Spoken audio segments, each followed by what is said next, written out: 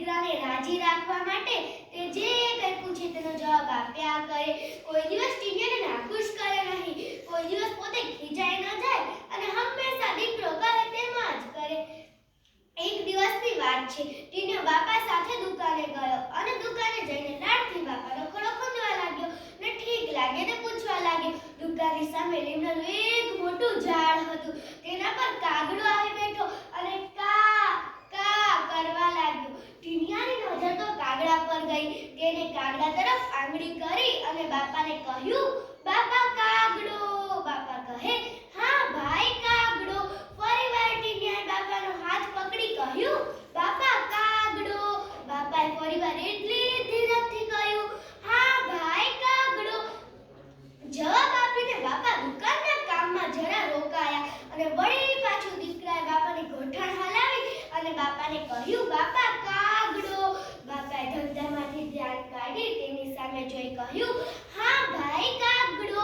પછી તો બાપા પોતાના કામમાં લાગ્યા. ટીનિયાને આટલામાં પણ સંતોષ ન થયો અને તેને બાપાની પાઘડી ખેંચી અને કહ્યું, બાપા કાગડો.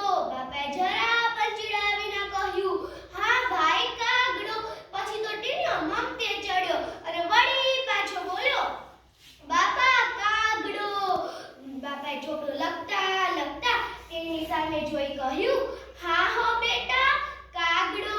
કાગડો એ કાગડો છે. પછી તો ટીનિયો થોડીવાર કાગડા સામે જોઈ રહ્યો અને વળી પાછો જોરથી બાપાનો ખભો હલાવી અને બાપાને કહ્યું, બાપા કાગડો. બાપાએ જરા પણ ગુસ્સે થયા વિના કહ્યું, હા ભાઈ કાગડો. પછી તો ટીનિયો વારે વાર બાપા કાગડો ચીંધતો જ જાય અને બાપા હા ભાઈ કાગડો, હા ભાઈ કાગડો જવાબ આપતા જ રહ્યા. છેવટે ટીનિયો થાક્યો અને બાપા કાગડો બોલતા બંધ થયો. લાજભાઈ એટલા અગત્યની ધરાવતા માણસ કે તેમને ટીનિયો જેટલી વાર બાપા કાગડો બોલ્યો તેટલી વાર પોતાના ચોપડામાં બાપા કાગડો, હા ભાઈ કાગડો તે પ્રમાણે લખતા જ ગયા. છેવટે ટીનિયો થાક્યો અને બાપા કાગડો બોલતા બંધ થયો ત્યારે તેમને ઘડી જોયું તો બરાબર 100 વાર બાપા કાગડો, હા ભાઈ કાગડો લખાયેલું હતું. ભવિષ્યમાં ચોપડો ક્યારે કામ આવશે એમ વિચારી ડાહ્યા લાલજીભાઈએ તેને સાચવી જૂના દફતરોમાં મુકાવ્યો. આ વાતને ઘણા વર્ષો વીતી ગયા. લાલજીભાઈ છેક ગળા થયા. તેમનો ટીનિયો મોટો શેઠ બની ગયો. ટીનાભાઈને બધા શેઠ તરીકે ઓળખતા હતા. તેનું ખૂબ જ માન હતું. પરંતુ તે બાપાની સેવા સારી રીતે ન કરતો હતો. બાપાને મનમાં થતું કે મેં તેને કેટલો લાડથી ઉછેર્યો છે, પરંતુ તે બધું જ ભૂલી ગયો. મારે તેને યાદ કરાવવું જોઈએ. એક દિવસ ઘરડો બાપ લાકડીના ટેકે દુકાને ગયો અને દુકાને જઈને ટીનિયાની ખુરશી પર ચડી બેઠો. બાપાને જોઈ દીકરો તો ચીડાયો અને મનમાં તો પડ્યો, આ નકામો ડોસો એટલે ક્યાંથી આવી ગયો?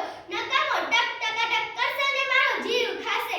થોડીવાર થઈ બાપાને એક કાગડો દેખાયો. બાપાએ ઠંડા કલેજે કહ્યું, ભાઈ કાગડો. ટીનાભાઈને તો ડોસાનો પ્રશ્ન જ વિચારવો ન પડ્યો અને તેમને ચીડાઈને કહ્યું, હા બાપા કાગડો. ફરીવાર બાપાએ કહ્યું, ભાઈ કાગડો. હવે તો ટીનાભાઈએ જરા વધારે ચીડાઈ અને તિરસ્કારથી જવાબ પાડ્યો, હા બાપા કાગડો. આ શું